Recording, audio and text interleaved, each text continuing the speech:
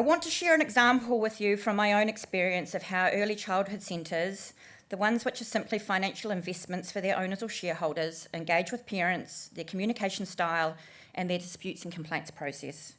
My experience was with an education and care centre that is owned by a small group of businessmen who also have shareholdings in a range of industries across the country. My daughter, aged 3, was attending one of their Wellington ECE centres. After a while, she became scared of a teacher's child. The teacher's child had bitten her several times, including bites that broke her skin through her clothing.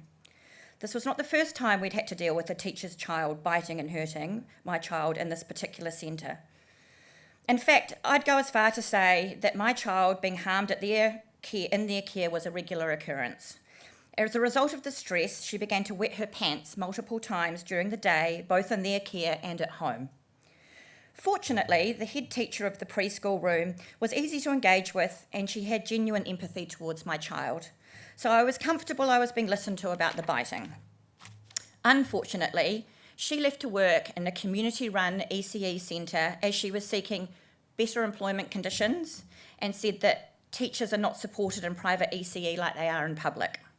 Before she left, she called me aside and said the owners had labelled me a force to be reckoned with and I should watch my back. Following this, I had meetings and emails with the centre manager, but my child's wetting continued and I witnessed the same child bite and attack another child when I was picking my daughter up from the centre. I made a phone call to the owner licensee, followed by further emails, and was then invited to a meeting with 2 of the businessman owners and the centre manager. I was shut in a small room and put behind a table in the corner, while one of the owners sat in front of the door. I mentioned to them the warning the head teacher who had left had given me, and they labelled her unprofessional and told me they didn't want me engaging with her further. There was no acknowledgement that they had spoken about me with staff, as I considered this unprofessional and just plain rude. They read me a report written by a young stand-in head teacher downplaying the wetting and accusing my child of making up the biting attacks. The report was full of inaccuracies and read as a piece simply defending her own part in the situation. The businessmen went into much detail about the money they were spending from their own pockets managing the child who was biting. They said they had an additional teacher shadowing the child. However, the only evidence I saw of this was a foreign teacher with a low level of English holding the child by their clothing when they went near others and dragging them back. The report also indicated they had inspected my child's genitals 2 weeks earlier. This was the first I'd heard of this, and it had not been done with my permission or knowledge. And I have this in writing. When I started questioning their report, asking for more details and generally advocating for my child's safety, the owner who was sat in front of the door called me an emo. The definition of an emo is a person who is overly sensitive, emotional and full of angst, or who adopts a certain style characterised by dyed black hair, tight t-shirts and skinny jeans, which maybe I do under here, but... He said that all children regress in toileting and I was making a big deal out of nothing. Suddenly I found myself trapped in a room with a man slinging insults at me and completely downplaying the trauma my child had experienced in the care of his centre, and I was scared. We were invited to remove our child from the centre roll the following day. We felt powerless and left with no choice. The fact that they had shut me in a room and abused me the day before rang massive alarm bells for me about what was going on behind closed doors at that centre. I still have no clarity from him around the inspection of my child's genitals, only excuses that contradict each other. When we first enrolled at this centre, we were so taken with their toys and their fresh white walls and their sugar-free menus, but I now realise that my child never did anything messy. We got no art at home.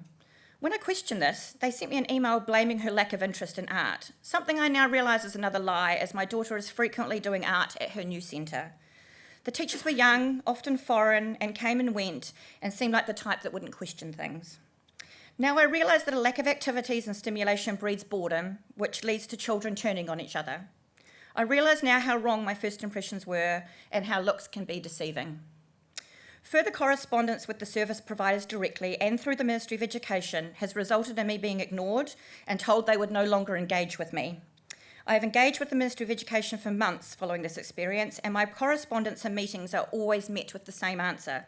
The responses I got from the Ministry of Education in writing include, "I am sorry you feel your concerns have not been addressed or resolved with the service. All early learning services operate independently of the government, either as a commercial business or one of the various types of not-for-profit organisations. This independence means that services are responsible for customer engagement and the style in which they communicate with you.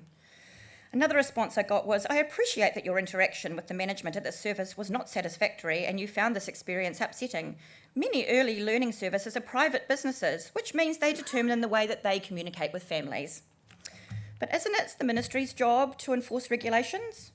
Regulation 43 requires early services to 1. Make all reasonable efforts to ensure that the service provider collaborates with the parents and, where appropriate, the family and whānau of the enrolled children are in relation to the learning and development of and decision-making about these children.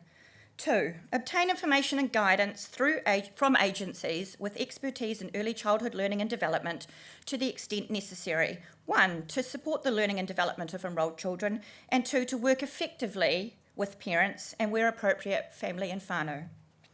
Whether the provision of such poor early learning and care is intentional by service providers because they simply don't care about the children, or it's out of ignorance, doesn't really matter. What matters is that the Ministry of Education allows service providers to provide children with an experience that is not by any definition positive. By doing nothing, is the Ministry of Education implicitly endorsing private investor interests over children's well-being? I think it is. And here's the kicker. Despite being privately owned, the ECEs are still receiving taxpayer funding. In fact, it is widely reported in the news that they are asking for funding provided to them to be increased. I struggle to think of any other type of government-funded organisation that is allowed to get away with such an appalling style of engagement, which includes dishing out abuse to their customers and clients. I would have thought that children and parents are the key stakeholders in ECE for the Ministry of Education when it comes to ECE provision, but keeping the commercial operators happy seems to be more important to them. To hell with a parent that complains about the safety of their child. They can be kicked to the curb, abused and ignored, and the ministry shows a lack of spine to do anything about it. We shifted my daughter to a parent-run cooperative education and care centre, and it was a breath of fresh air. She had been there a year, and she had not once been hurt by another child. It was a comfortable, well-lived-in environment where they engaged in art, messy play, regular outings, and they had visitors doing Zumba and puppet shows for the kids. The teachers had been there forever and looked after the kids like they were their own. They always remembered things about us, like they were genuinely cared about our family. They had an open door policy regarding any concerns, feedback or disputes, and they managed these in a caring and professional manner. I wish my child, both of my children, had been there right from the beginning. I'm sure a lot of private centre owners are in it for the right reasons, to provide quality and safe care for our children in a nurturing environment. However, it's the flip side of this, that some owners seem to be in it simply to line their own pockets and the pockets of their shareholders.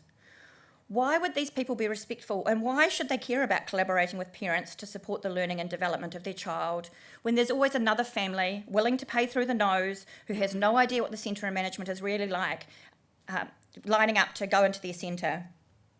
As parents are silenced by the system when things go we are silenced by the system when things go wrong for our child. It's unsafe to complain.